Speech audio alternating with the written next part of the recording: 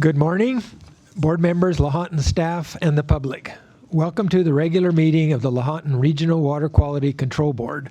My name is Rob Pierce, and I am the acting chair. Today's board meeting is being conducted in person from Barstow, and via Zoom, AGP Video is hosting our board meeting. At this time, I would like to introduce the other board members of the regional board. Jeff Lux to my left. Good morning. Kimberly Cox. Good morning. And Rick Deaver. Good afternoon. There you go. Thank you. That's close enough. Thank you. We have a quorum physically present in Barstow for today's meeting. Welcome, everyone. Our executive board staff are here today in Barstow, including our executive officer, Ben Letton, our assistant executive officer, Jan Zimmerman, our legal counsel, Elizabeth Barrett, and our board clerk, Ariel Lafarga. We'll also be joined by other staff members for individual agenda items. For those who are present and wish to speak on an agenda item, please fill out the orange card in the back of the room and hand the card to Ariel Lafarga. In addition, we are receiving presentations and public comment through the Zoom meeting platform. If you intend to present or comment via Zoom, you should have submitted a virtual speaker card to our board clerk, Ariel Lafarga, and be in the Zoom meeting room. If you think you might be interested in commenting via Zoom, please contact our board clerk at ariel.lafarga@waterboards.ca.gov. For those joining us via Zoom, your camera will be turned off and you will be muted until it is your turn to speak. When you are done speaking and the board members have completed asking questions, you will be placed on mute again. This meeting is being webcast and recorded, so please speak clearly. With that, we will go to our first item. And our item 1 is public forum. Any person may address the water board regarding a matter with the water board's jurisdiction that is not related to an item on the board agenda or currently pending before the water board. Do we have speaker cards? We do. Lauren Pitts.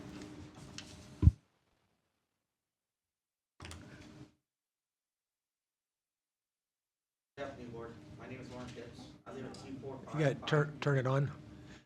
Please, thanks. Thought I did. I'm sorry. No worries. Good afternoon, board.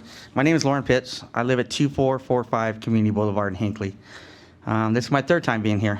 As Ben, Jan, John knows, it's over nitrates. We've been fighting this battle since 2010. I have talked to Ben and Jan and John numerous times. We've had meetings and all this stuff. Now we're right back to ground zero. And this is 16 years. I work for the government. This is not cool. It's ridiculous. We're going to start this all over again, and it's going to be another 10 or 15 years. We've had Hinckley Dairy presumed as the contributor, and now we're saying that they're probably not, or they may not be, or they may not be the only one, but my water's contaminated. It's poison. I can't have my kids over with my grandkids. I can't use my pool. I can't drink my water. I get bottled water. Bottled water's nothing. If I came to your house and tied into your water with a septic tank truck with just water in it and just put a little bit in there each time, would you guys be happy to take a shower or a bath and pee and poop? Anybody? No. That's what I go through. That's what my neighbors are going through. We have come to the board numerous times. Ben, we had that meeting last year, and what were your words to me? Is they're going to do it one way or the hard way, correct? That's what was said. And now we've stopped, and now we're going a different direction. I'm frustrated. I'm irritated. I'm really PO'd. I'm not going to say what I really feel because I'll probably get thrown out. But I come to you guys all the way around and ask, what do I do? What else is left? I get told, trust us. I trust and I trust and I trust. I've lived in this house for 11 years. My neighbors lived there for, I don't know how many years now, at least 2010. So it's 16 years. if we're going to start this all over again, we're going to be 25 years, almost 30 years into a problem that I feel that we can fix, but nobody wants to take the initiative to do it. You guys as a board, you guys are going to have to do something soon. It's ridiculous. It really is. Like I said, would you like to swim, take a shower, bathe, anything, and pee and poop? I don't. I can't have my grandkids over to do anything and enjoy time with them. I have to go to their house. Is that the time? Okay. All right. So I appreciate you guys. I'm looking at you guys for help. Hopefully you guys can help me because it's, you know, I don't want to start this all over again. Could I ask you just a question before you sit down? What is your solution from just your perspective? To have the dairies put in a water treatment system. Evidently, we were at that point, and whenever we had these meetings, I've explained to them what the dairies thing was. They were going to drag their feet until they got to a point of they got a lawyer or whatever, and now they're going to just not want to do it. I'm not saying let them off the hook, but I want clean water. I deserve that. I've been in this for 11 years, you know, and it's old. It's rough on my family. Like I said, I can't have my grandkids over. They can't drink the water out of the faucet. You know, how many of us drink water out of the hoses when you're outside playing and everything? I have 10 acres. They go out and play, but they can't drink water out of the hose out back because I can't let them drink it. Thank you. Brent Corforth.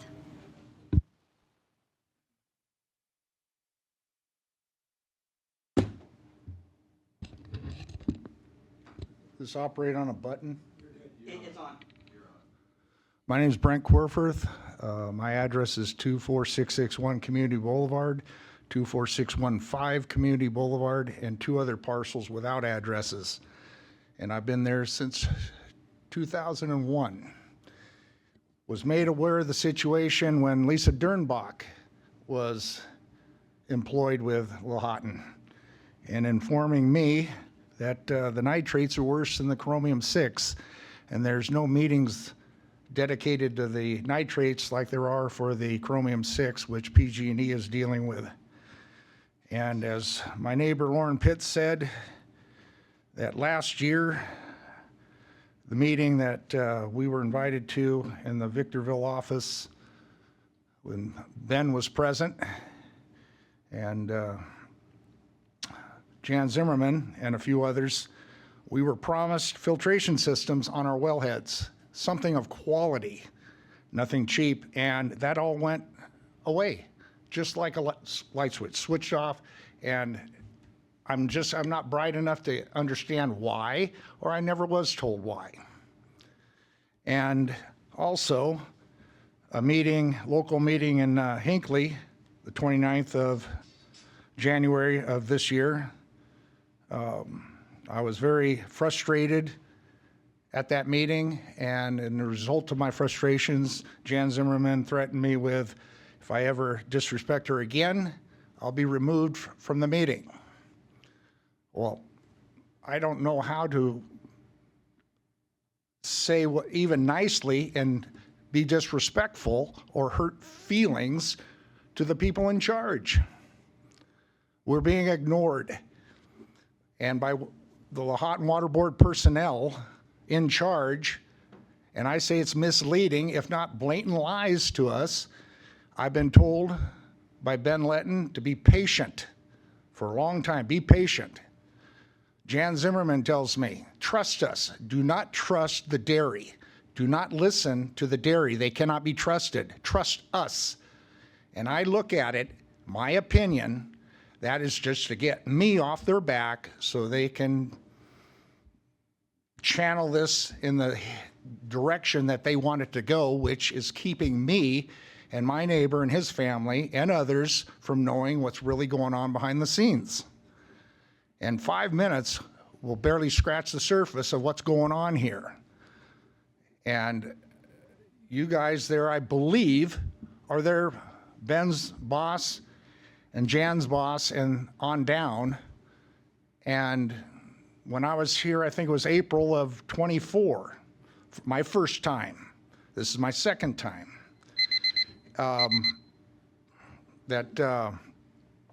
This was going to be handled, and I believe Ben, through the chain of command, because Mike was, which is another story, was sick, I believe Ben issued instructions to his lower personnel to deal with this, and it wasn't until my neighbor brought it to Ben's attention, and then something started getting done. And in closing, on that meeting last, the 29th of February, or January, excuse me, of this year, Jan Zimmerman brought it to Lauren's and my attention that we only brought this to the Lahontan Water Board's attention in 24, which I believe that's 2024. That is a major lie. Now that's how I interpreted what she said. And this is, in my opinion, it has the actions of a cover-up. And at my expense and Lauren Pitts' expense. And we pay taxes and we have, I think, our rights, and my rights to speak are being violated. Now, that's about as nice as I can put it. And I'm open for any questions. You have some? Not direct questions. Okay. I think we're done. Okay. Yep. In closing, Yep. if I may, since I was here last, what has this board done about the problem that was made aware of them to them? You know, we've been updated on the process that you guys are going through. I think, to be honest with you, I know some of those staff members that you're upset with. I believe they're working in good faith. I mean, there's a lot of issues going on between the staff and the dairy that have to be worked out. And I know it's got to be hugely frustrating for you people. I have no doubt about that. Okay. But I don't think it's dead in the water. I think there's work going on. I have faith in Ben and Jan that they will get something done. If I was 30 years old, I wouldn't be worried about No, time. I don't have another 5, 10, 15 years. Join the crowd. And this is something that hasn't been brought up or no answer to my questions for many years. Why hasn't Hinckley Dairy been fined or penalized for being out of compliance many, many, many, many, many times? Yep. Okay. Okay, thank you. If that's not enough, nothing's going to work. Acting Chair, can I make a suggestion? Sure.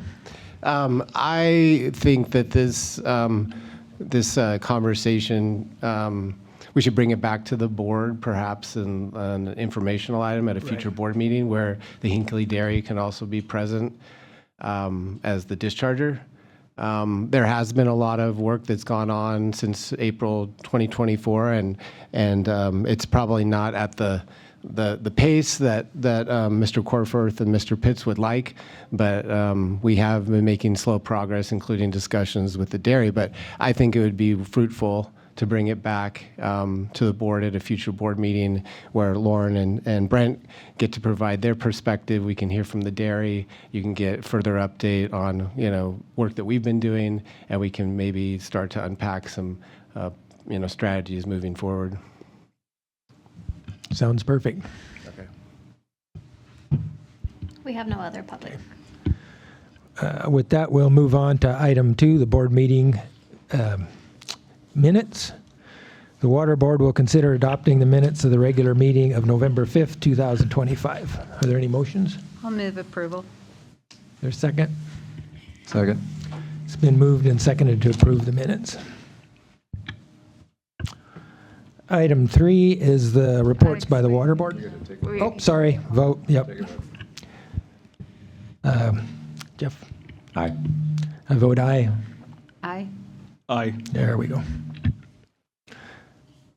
Okay, we'll move on to the reports by the Water Board. Water Board members will provide updates to the Water Board and public on events and activities of interest. First, we will hear from Board Member Morgan. Is she here?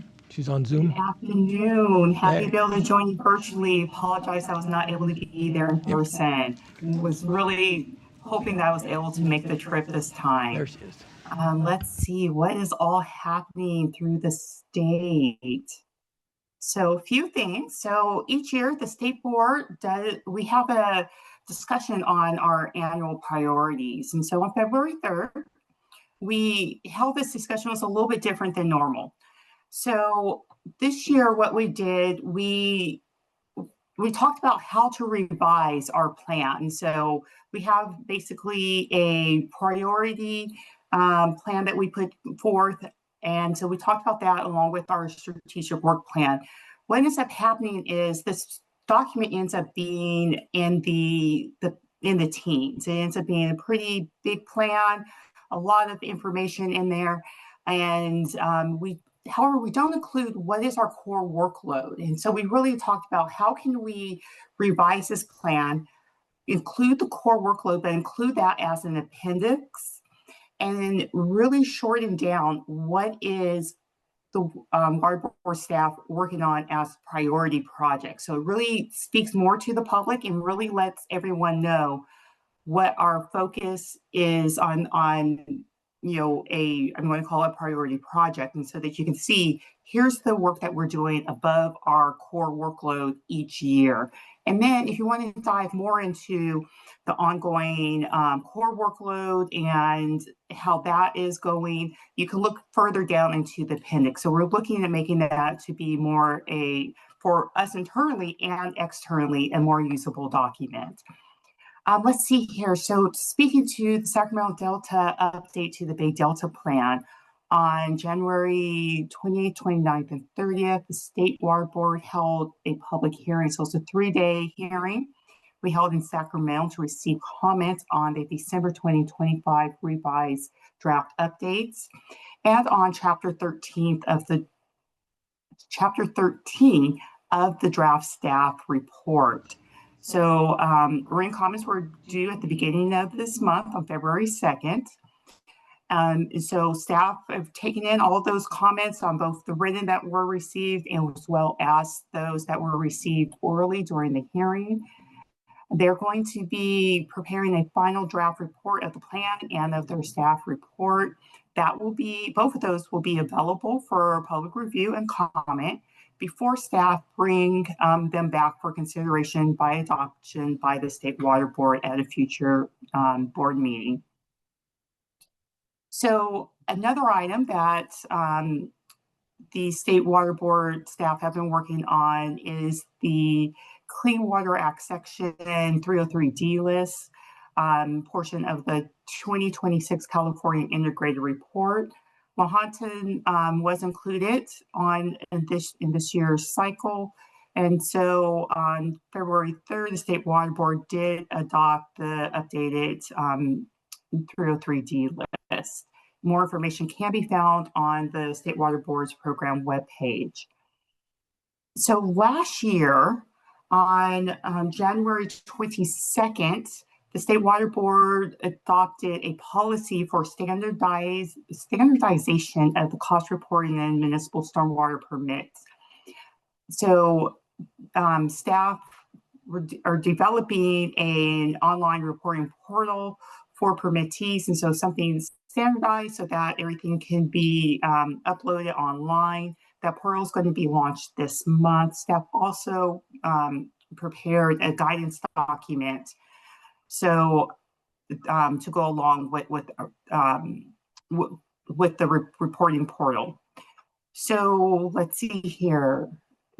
Changing topics, the California Environmental Protection Agency, Cal EPA, Vapor Intrusion Work Group will be hosting 5 virtual public workshops in the first half of 2026 to share and gain input on Cal EPA's efforts to address vapor intrusion at contaminated sites. The first 2 workshops in the series will be held on February 12th and February 25th. The first one, Vapor Intrusion Cleanup Core Basics Training, will be held basically tomorrow on the 12th from 10 to noon. The second one, Vapor Intrusion and the Community, will be held on February 25th from 1 to 3:30. These workshops are virtual workshops that be held via Zoom.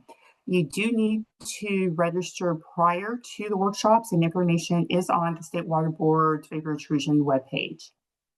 So last but not least, the Delta Conveyance Project. On February 9th, our administrative hearing office released the 10th amended hearing notice for the Delta Conveyance Project hearings. The petitioner's rebuttal portion of the public hearing will begin on February 20th.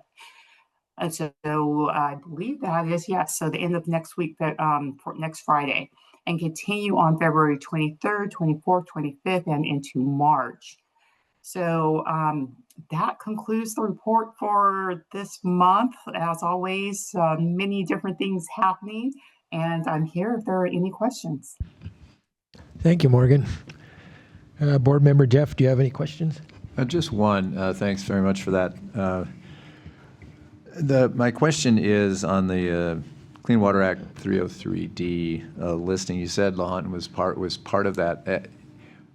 Give me a little more detail on sort of when that process, is intended to come to fruition. Are there likely to be some changes on that list, some additions, subtractions? Give me a little sense of what it means for Lahontan. Yes, of course. And so this is a multi-year process. It began, I want to say, about 3-4 years ago, where data, they opened it up for data to be submitted. Data is submitted. Staff go through all of that data. They see, do water bodies need to be added to the list, or are there water bodies that need to be taken off the list due to, change in data? The data no longer supports the water body being listed as impaired. And so that's ongoing. Last year, their staff started the process of public workshops, going through, speaking throughout so that's State Water Board staff, but throughout the process, State Water Board staff is working with Lahontan staff on the list and making sure that that communication is ongoing. And then this here is the end of the list where the list is basically finalized. So State Board adopted the final list, which will be sent over to US EPA to be added into their database, to be for their approval and then to be added into their database. And so there are both additions and subtractions to the list. I apologize, I do not have the exact number in front of me for Lahontan.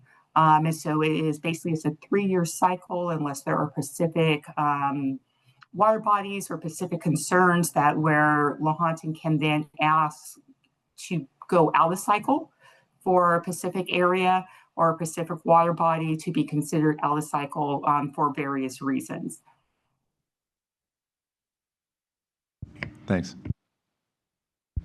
Board Member Cox, you have any questions? No questions, but so good to have you join us this afternoon, Nicole. Rick, do you have any questions? No questions. And I have no questions either. Thank you, Morgan. Thank you all. Board Chair, can I make a comment or a suggestion? We could, Board Member Lux, provide a short EO article or some other type of update with the specific 303 additions and subtractions with the water body name and all that, level of detail, if you'd like. That would be cool. That'd be very helpful. Okay. Let's move on to board member reports or updates. Jeff, do you have anything? No, I don't. Thanks. Kimberly? Nothing, thank you. Rick? No. And I have nothing either. Okay, item 4, revised waste discharge requirements for Mojave Roseman Class 3 landfill. Next, we turn to item 4, revised waste discharge requirements for the Mojave Roseman Class 3 landfill, Kern County. The Water Board will hold a public hearing to receive public comment and to consider adopting the revised waste discharge requirements for the Mojave Roseman Class 3 landfill, Kern County. The hearing will begin with a presentation from Water Board staff. Next, we will hear comments from the public. All people who wish to comment in this hearing remotely should already be in the Zoom meeting. If you have not registered or submitted with an orange speaker card, you are requested to do so now. All people who expect to testify, please stand and raise your right hand and take the following oath. Do you swear the testimony you're about to give is the truth? If so, answer I do. I do. Thank you. When it is your turn to speak, please state your name and affiliation and whether you have taken the oath before testifying. We need a staff presentation.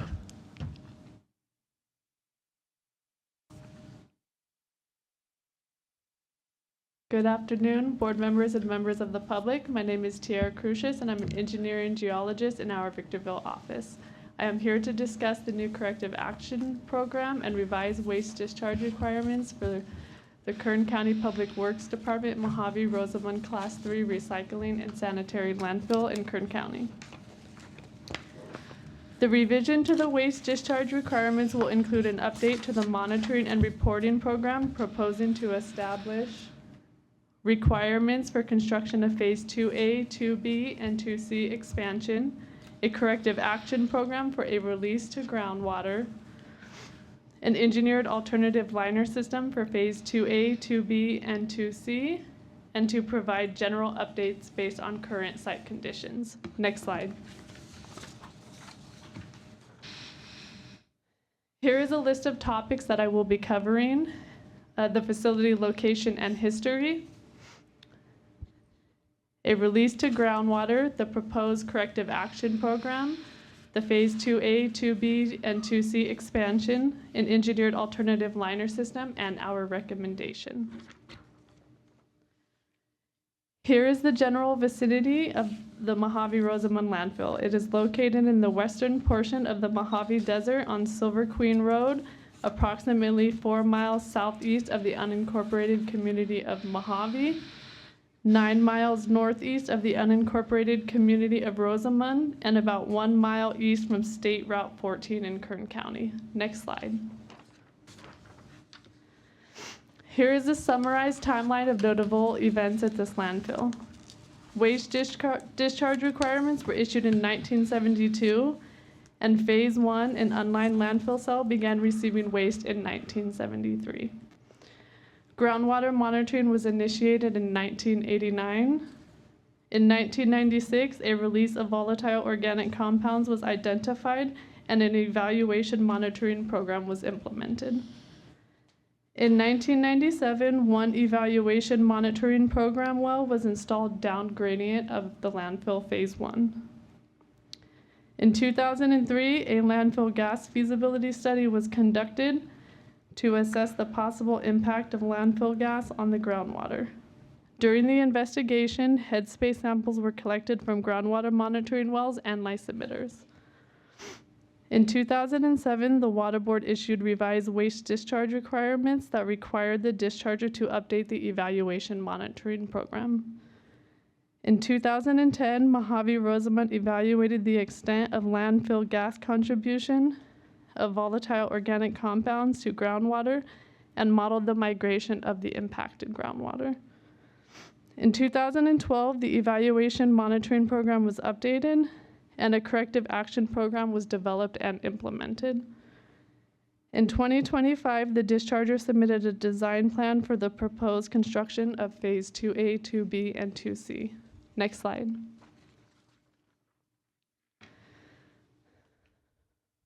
Here is a summary of the nature and extent of the release at the landfill.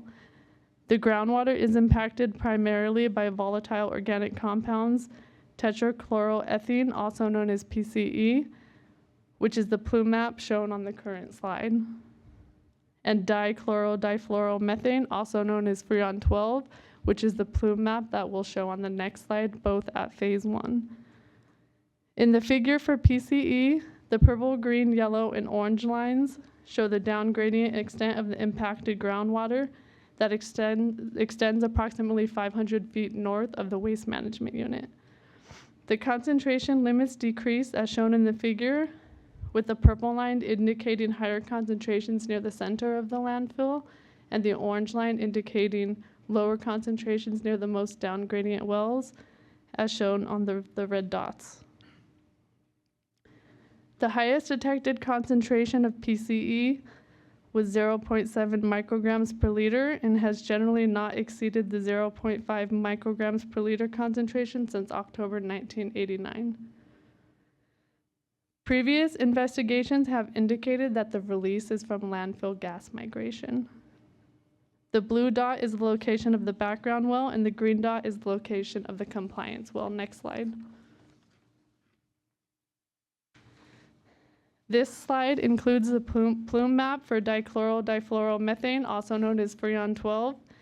In this figure, similar to the other one, the purple, green, and orange lines show the down gradient extent of the impacted groundwater, which also extends 500 feet north of the waste management unit. The concentration limits decrease as shown in the figure, with the purple line indicating higher concentrations near the center of the landfill, and the orange lines showing lower concentrations near the most down gradient wells indicated by the red dots on the figure. The highest detected concentration of Freon 12 was 2 micrograms per liter and has not exceeded that concentration since October 1989. The blue dot is the location of the background well, and the green dots are the location of the compliance wells. Next slide.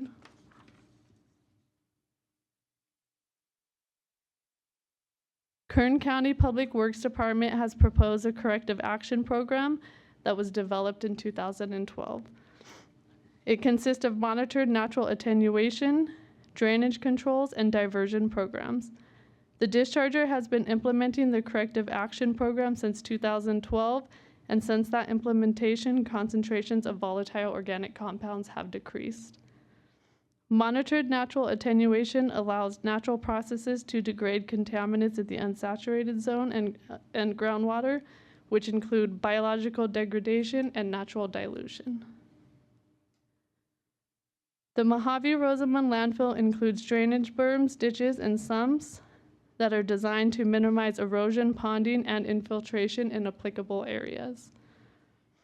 Existing drainage controls have been and will likely continue to be an effective remedial option technique to prevent stormwater infiltration and minimize the potential for leachate production.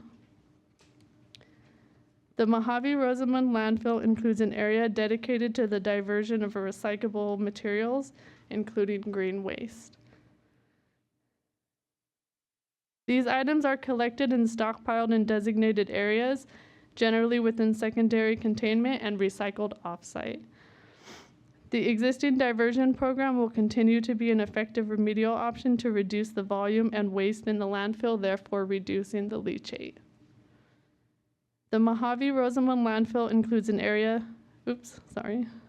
Mojave-Rosamond landfill has installed 2 corrective action program wells for groundwater monitoring, just north of phase 1, as seen on the attached satellite image, the red dots. The 2 monitoring wells were installed and have been used to monitor volatile organic compound concentrations and delineate plume extent in order to evaluate contaminant migration, assess potential risk, and support the effectiveness of remedial actions. The corrective action program, consisting of monitored natural attenuation, drainage control, and diversion programs, is required until beneficial uses are restored to remediate the release from the landfill. Next slide. Here is the proposed phase 2A, 2B, and 2C expansion. The proposed expansion is 1 mile north of existing phase 1, with construction expected to begin early 2026. Unlike the unlined cell phase 1, phase 2A, 2B, and 2C will have a composite liner system and leachate collection and removal system constructed in accordance with California Code of Regulations Title 27. Phase 2A, 2B, and 2C has an approximate waste acceptance life of 25 years, with the waste footprint increasing from 27 acres to 82.9 acres. Mojave-Rosamond Class 3 is planned to become one of the regional landfills. In the snippet above on this slide, the red outline shows phases 2A, 2B, and 2C, and the area outlined in blue shows all future phases. Phase 2 and future phases are expected to provide enough disposal capacity to operate for approximately 108 years. Landfills in eastern Kern, such as Tehachapi, Boron, and Ridgecrest, are planned to reach capacity in approximately 20 to 25 years, with the intent to close them during that time and begin routing customers to the Mojave-Rosamond landfill. Next slide.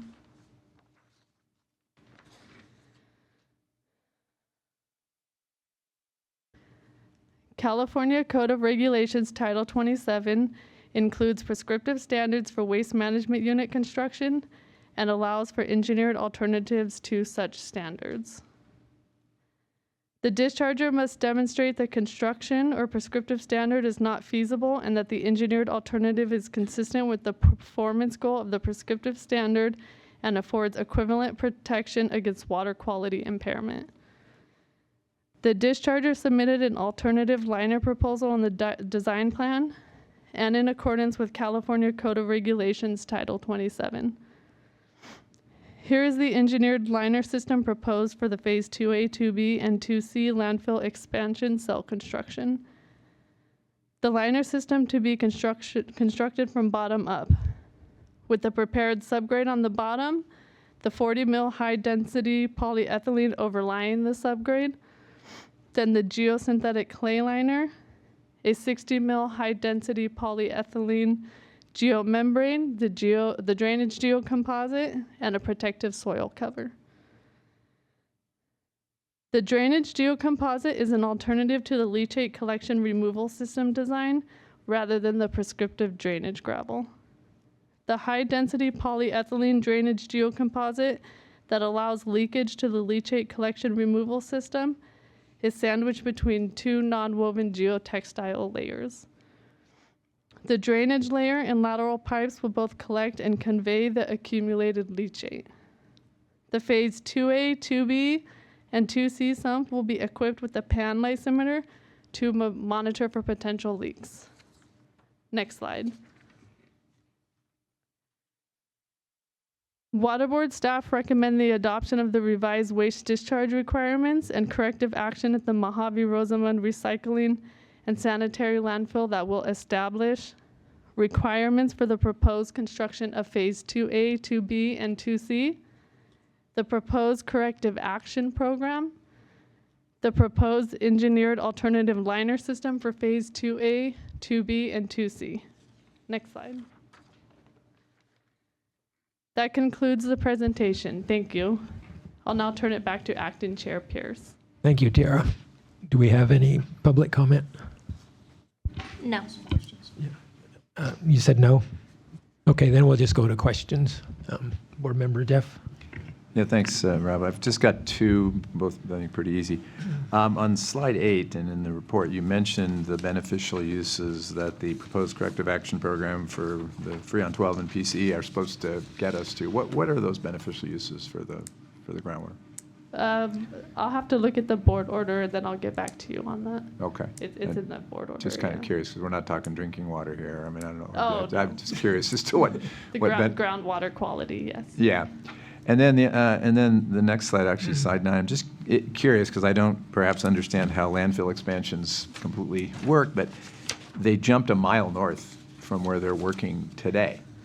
And there's a whole bunch of land in between, presumably they own and will be future phases. Why would they do that? Do you know why you would jump and start at the other end? The Mojave landfill is planned to become their regional landfill. So yeah, they'll start like 1 mile north at the top, and then they'll expand all the way down into the rest of that empty land eventually. Rather than going from the existing outward, do you know why they would go No, north, but north to I south could- instead I of could- south? I'm just, it's more Yeah. curiosity. I don't think it has too much impact Yeah, on that. I mean, I could ask them and reach out to them, but That- maybe, it's okay. maybe it could potentially be because of the current release to the groundwater at the site. Right, that was what I was wondering. Anyway, thanks. No, you don't need to reach out. It's okay. It's curiosity on my part. We both got it. Board Member Lux, we have the permit in front of us and the beneficial uses you were curious about. Yeah. You were asking about groundwater or surface water? Groundwater, correct? Well, actually, I'd be curious on both. So groundwater, we have Mune, agricultural supply, industrial service, and freshwater replenishment. For beneficial uses of the minor surface waters of the Chaffee hydrological area, we have, again, Mune, agricultural supply, groundwater recharge, water contact recreation, non-contact water recreation, commercial and sport fishing, warm freshwater habitat, cold water habitat, and wildlife habitat. And that's on bait stamp 422 and 423. Thank you so much.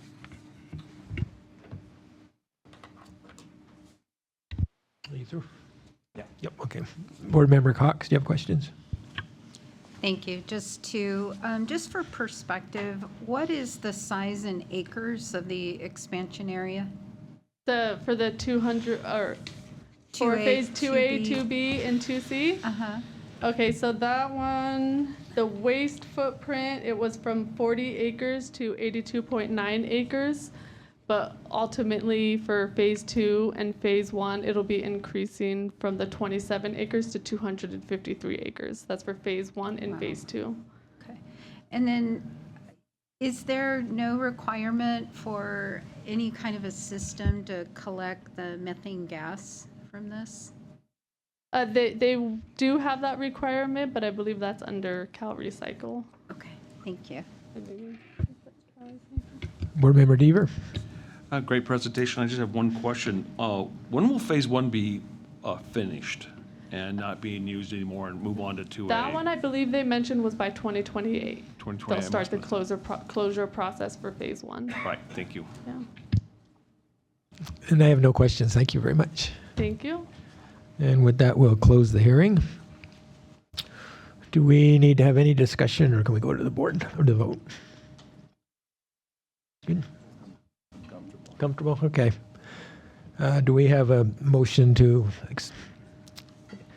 I'll Accept move the the vote. staff recommendation. yep. to- I'll second that. Yep. It's been moved and seconded. We need a vote. Board Member Jeff? Aye. Board Member Cox? Aye. Board Member Devers? Aye. And aye. And with that, we'll move on to item 5, the Executive Officer's Report. And we'll call Ben up.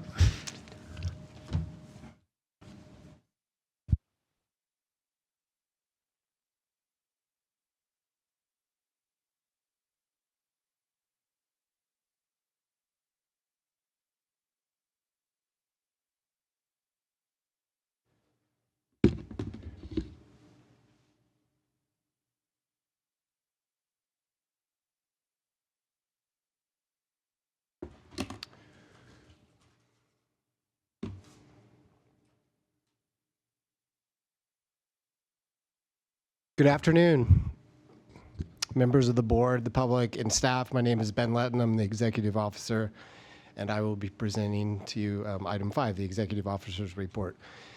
To get started, I'd like to welcome a special guest, someone who we've not seen for a little while, but is not new to the Lahontan Water Board. In fact, this individual served on the regional board for almost 20 years, starting in 2005. I'd like to welcome Keith Dias, who is in attendance today at our board meeting. Keith, do you mind coming up here for a minute?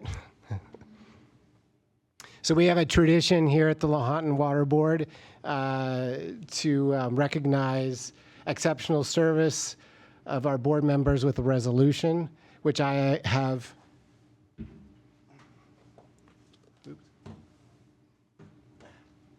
right here.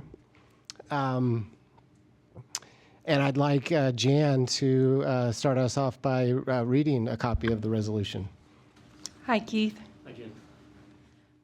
Okay. In recognition of Keith Dias's exceptional service on the Lahontan Regional Water Quality Control Board. Whereas Keith Dias is a veteran civil and environmental engineer residing in Rosamond, California, with a career spanning over 3 decades in public service and the private sector. Whereas Keith Dias was appointed to the Lahontan Water Board in 2005. During his 19-year tenure on the Lahontan Water Board, he demonstrated a commitment to listen to public concerns. He inspired board staff to present superior technical and legal items before the board and advocated for board actions that will continue to benefit water quality and human health. Keith is particularly known for his kindness, thoughtfulness, and keen insight. Whereas Keith Dias understood the complexities of protecting closed basin groundwater aquifers and surface waters in the arid portions of the Lahontan regions from sources of contamination. He was particularly passionate about groundwater protection in the Antelope Valley and along the Mojave River, and provided great technical insight and leadership for a multitude of complex cleanup sites throughout the region. Whereas Keith understood the challenge for small or disadvantaged dischargers to comply with the Water Board regulations, yet he recognized the need for compliance to protect water, our most precious resource. As a result, Keith encouraged Water Board staff to work with dischargers to find a reasonable path forward to achieve water quality protection. Improvements to wastewater treatment plant operation and disposal practices, especially in the southern Lahontan region, resulted from his strong leadership, practical approach, and deep desire to protect groundwater for current and future generations. Whereas Keith Dias played a prominent role in a board action that benefited the town of Rosamond and the Rosamond Community Services District. The adoption of Board Order R6V 2019 and revised waste discharge requirements opened the door for implementation of a very remarkable and successful project using a revolutionary approach to wastewater recovery. It was a success story of converting what had been nuisance wastewater into a valuable new water source for a thirsty desert town. Whereas Keith Dias' technical insight and probing questions helped guide the board's decision to impose a $4.75 million administrative civil liability against the Los Angeles County Sanitation District for wastewater discharges causing nitrate pollution of groundwater approximately 2.5 square miles of the Antelope Valley groundwater basin, and against District Number 14 for nuisance conditions at Rosamond Lake, potentially affecting operations at Edwards Air Force Base. The settlement dedicating $4.55 million to the Antelope Valley Recycle Water Project to construct a portion of the recycled water distribution system serving northern Los Angeles County. Still going. Whereas in October 2011, Keith Dias voted to approve and issue a precedent-setting cleanup and abatement order which required Pacific Gas and Electric Company to provide whole house replacement water for residents of Hinckley, California, whose domestic wells showed levels of hexavalent chromium above public health goals. Keith's knowledge of regional water quality challenges and their impact on beneficial uses and public health were instrumental in the successful deliberation of the board to ensure Pacific Gas and Electric Company developed and implemented a comprehensive groundwater cleanup strategy for the hexavalent chromium pollution in Hinckley. Whereas Keith Dias was passionate about groundwater sustainability, supported groundwater recharge projects, and was a voice of reason when the Sustainable Groundwater Management Act was adopted in 2014. He was an advocate for salt and nutrient management planning, particularly in Antelope Valley, and valued the collaborative planning process through the Antelope Valley Integrated Regional Water Management Group and the Fremont Valley Integrated Regional Water Management Group. Whereas Keith always provided thoughtful questions, comments, and insights. His gentle accolades and compliments to technical staff, whether it was their first board presentation or they were seasoned veterans, always came just at the right time during a board proceeding. Keith had a keen sense of when to jump in with additional insight and questions to ensure that staff recommendations for permitting actions or board direction were appropriate, well-balanced, and the right approach for protection of water quality. Now, therefore be it resolved that the Lahontan Water Board extends its appreciation for Keith Dias' true dedication to protect the waters of the United States and the waters of the state, as well as the health of our citizens throughout this most beautiful of regions. And be it further resolved that the Lahontan Water Board wishes for health, happiness, and fulfillment to Keith Dias and appreciates his many contributions to the region, its communities, and to the Lahontan team. Congratulations.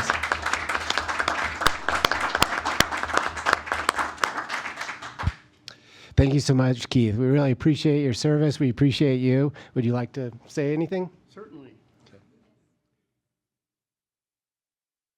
Thank you all for this beautifully worded resolution. I really appreciate it, and nobody could have read it better than you, Jan. And even though it's a valuable document in its current state, my family and I will cherish it forever. It'll also serve as a reminder to me. It'll remind me of some of the success stories that the board enjoyed during my 19 years. It'll also remind me of the role that I played in these success stories with pride. But most of all, it reminds me that I still have a lot of fine friends at Lahontan. Thank you.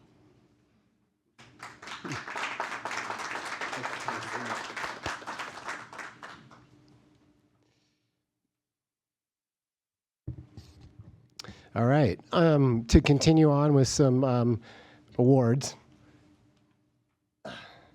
I'd like to next present an award to Brian Gray, a Superior Accomplishment Award. Brian is an engineering geologist in the Cleanup Site Investigation and Enforcement Unit under Jeff Brooks. In February 2025, Brian responded to a California Office of Emergency Service spill report of a heating oil tank leak in El Dorado County. He observes a discharge of the heating oil from a private parcel to a stormwater conveyance system and eventually discharging to the South Upper Truckee River. Brian coordinated with El Dorado Environmental Management Department and California Department of Fish and Wildlife, and they developed an interim remedial effort to clean up and mitigate the leak and spill.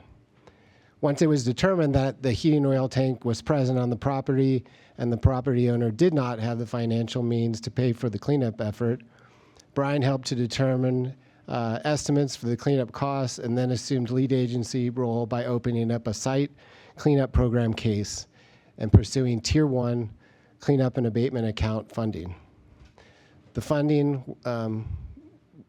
were approved in May of 2025, and the cleanup work commenced in September 2025. An environmental remediation contractor completed the project in late September. The contractor discovered a 550-gallon heating oil tank and removed it from the property. Approximately 40 cubic yards of contaminated soil were excavated from the underground storage tank vicinity and stormwater conveyance system and was properly disposed of. The volume is equivalent to approximately 10 commercial trash dumpsters. The full story of Brian's project, please see his article in the October EO report on bait stamp 5-16 in your board packet. For his part, Brian's job performance and work on this issue was above and beyond normal job expectations. His exemplary work and dedication is greatly appreciated. Thank you, Brian. Brian's not present today, and I don't believe he's online, but I just wanted to congratulate Brian on that. A lot of great work went into that cleanup effort, and I'll be providing this to him when I get back to Tahoe. Moving on to staff updates. Since our last board meeting, actually right here in November, we have a few promotions and new hires, or a couple, I should say. So in terms of promotions, Alonzo Poach was promoted to supervising engineering geologist of the Victorville office. We also refer to that position as a division manager. of the Protection, Sustainability, and Restoration Division. He will continue to report Jan as the AEO, and I just wanted to congratulate Alonzo, who's here today, on his promotion. New hires, we have Shelby Witherby. She's a water resource control engineer for the Regulatory and Enforcement Unit. She reports to Trevor Miller. We also have 7 vacancies right now in various stages of recruitment. An environmental scientist position in our cannabis unit, a water resource control engineer in our cannabis unit. We also have a senior engineering geologist position. I think this was Alonzo's former position, an environmental scientist position in the planning and assessment unit, an engineering geologist in the non-point source unit, an analyst 1 in South Lake Tahoe, that's administrative position, and analyst 1 position in Victorville. So lots of updates probably in terms of recruitment the next time we see you. At this time, I'd like to go online on the Zoom platform and invite Shelby Barker to join me virtually here to provide an update on the third quarter violations and unauthorized discharge report. Bait stamp 5-29 in your board packet. Thank you.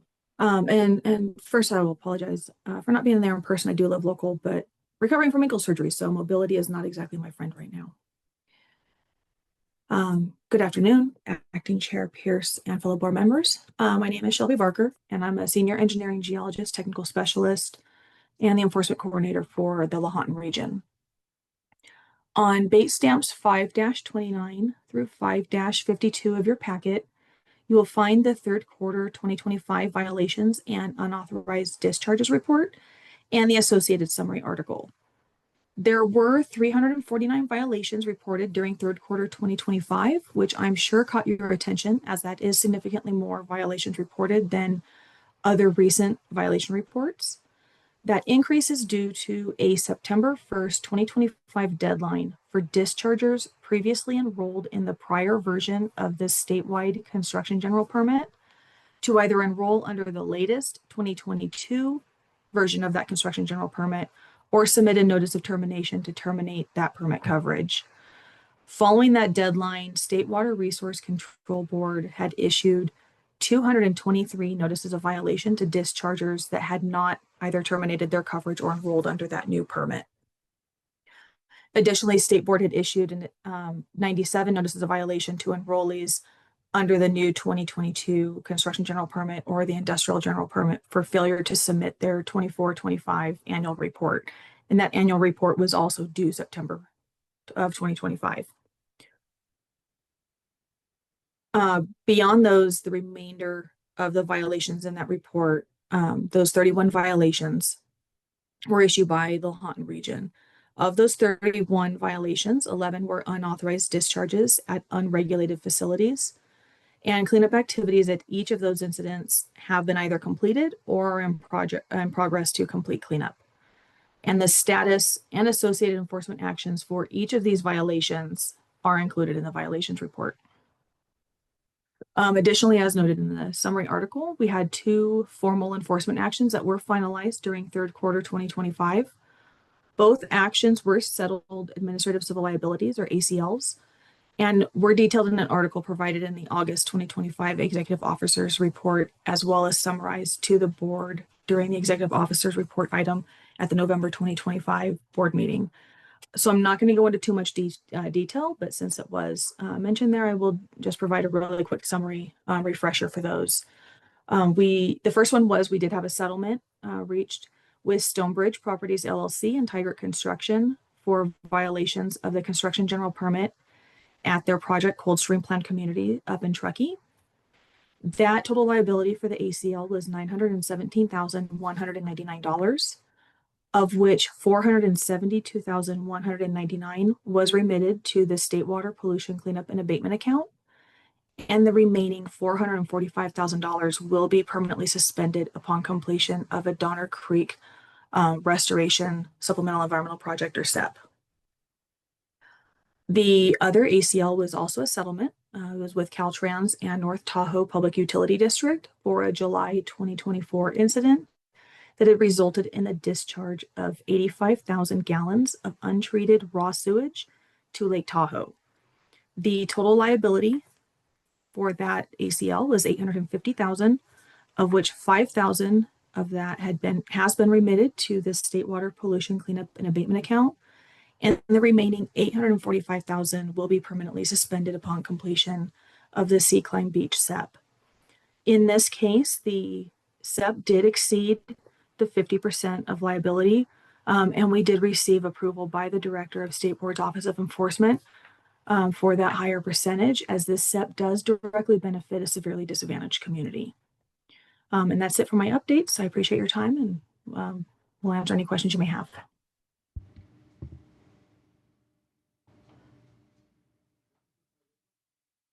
Looks like we have no questions. Thank you. All right, thank you, Shelby. So just circling back on the executive officer's report in general, it covers the months of October, November, and December of 2025. There's a lot of great articles in there. I'm not going to go into any detail on any specific articles, but I do want to just acknowledge each of those articles and for those months. We have a great article in there, Pacific Gas and Electric Company site tour for the University of San Diego by Amanda Lopez, an update on the regional PCE contamination efforts in South Lake Tahoe by TJ Middlemas Clark, the 2025 Lake Tahoe Litter Summit by Mo Loden and Ed Hancock, Rebuilding Our Eastern California Cannabis Unit by Jan Zimmerman, a standing item in your packet, Leviathan Mine Superfund site in Alpine County by the whole Leviathan team, use of emergency cleanup and abatement account funds for heating oil tank release, I mentioned previously, by Brian Gray. We also have, for our November EO report, the Melva Davis Academy of Excellence field trip to our Victorville office, that by Todd Batty. Shelby's third quarter violations and unauthorized discharge report. And in December, the Great Lakes 2025 PFAS Summit by Anna Garcia and Mark Allen. So just wrapping up, I do want to point out a correction to the executive officer's report on the very, very last page, 5-75. So this, as you recall, is something we added last year, which is the projected list of future regional board agenda items. And the correction is pretty simple. It's just that the first one says April 29 and 30th. In Bishop, that should be March 25th in Bishop. So just a typo there. And with that, that concludes my executive officer report. Happy to address any questions from the board. Jeff, do you have any questions? No. Kimberly? No. Rick? No, I have none either. Thanks so much. That was excellent. Yep.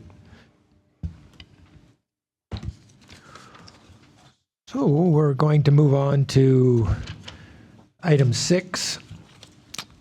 And this is the board chair and vice chair election. Yeah. If I could, Mr. Acting Chair, I would Yes. like to move a slate. I would like to recommend Jeff as the chair and you as the vice chair. So do we have a second for that? I'll second that. So it's been moved and second that Jeff will serve as chair and I will be vice chair. We have a vote. Jeff? Do I have to vote on Yes. Twice. I feel a little boxed in here. Aye. Sure. Aye. Aye. Aye. Thanks. Thank you. Thanks a lot. I appreciate that. You will be an excellent addition. Thank you.